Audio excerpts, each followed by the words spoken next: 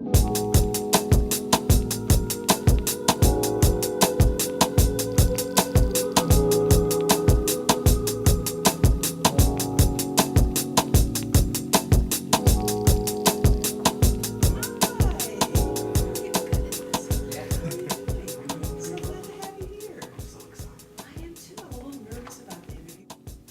what's your name and what organization do you represent?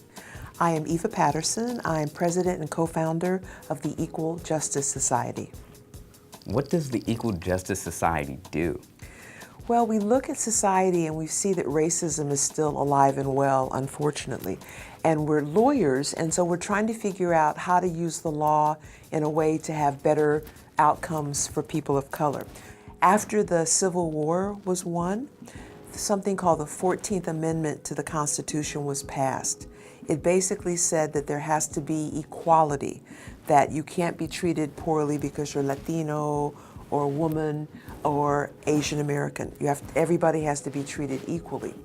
There's been a big fight in our country about what equality means. Some people feel that white people have been mistreated and that black people and brown people have too much. I think that's ludicrous. My organization thinks it's ludicrous. There are some white people who suffer. You know, the opioid situation, people losing jobs. We're not saying that every white person has just a wonderful life. But what we're saying is that many black people will be treated poorly. So we're lawyers and we work on this. We also work with social scientists and psychologists because we believe that there are ways to talk about racism that are not just about law. If you talk to people about race and you're not accusing them, but you say, we all have these biases, they can listen to you and they can try to change. Where do Black and Latino youth fit into this new tech economy? From what I see, there aren't a lot of Black and Latino people, particularly in the higher positions in tech. And I think it's a function of the fact that we still have a lot of residential segregation. So people don't see people like you. And residential segregation leads to segregation in who you go to school with. So they assume all the bright people are Asian American or white.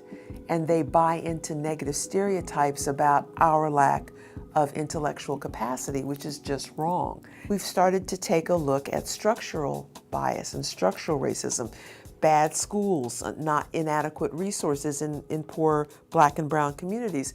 And this harms us as well. So there's just so much blocking us, but there's always been so much blocking us as Black people. You know, there's this Maya Angelou poem in Still I Rise, and the line, you know, I'm the hope and dream of the slave. I mean, think of the slaves thinking about what's in this room. A genius kid going to UCLA. I can sue people. I mean, it's just, it's remarkable. So we can talk about how hard it is, but dust yourself off and keep moving and keep the door open so more people can come behind you. We get to open doors and we need to keep people coming in. Like, come on, come on.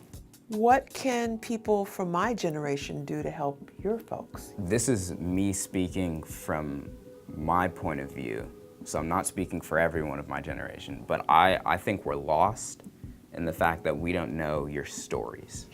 Ooh. So I feel like the older generation or the OGs need to help us by learning from our ancestors. Okay. Because we don't necessarily know where we come from, and the media doesn't help that.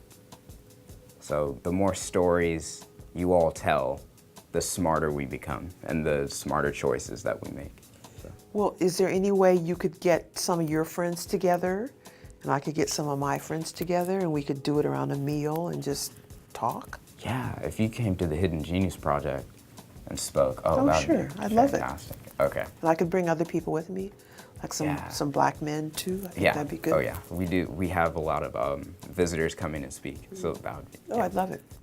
Thank you so much for answering my questions. It's been an amazing experience. The first time I met you, it was very heartfelt, and it's the same feeling this time. Thank you. It was very warm. It's awesome.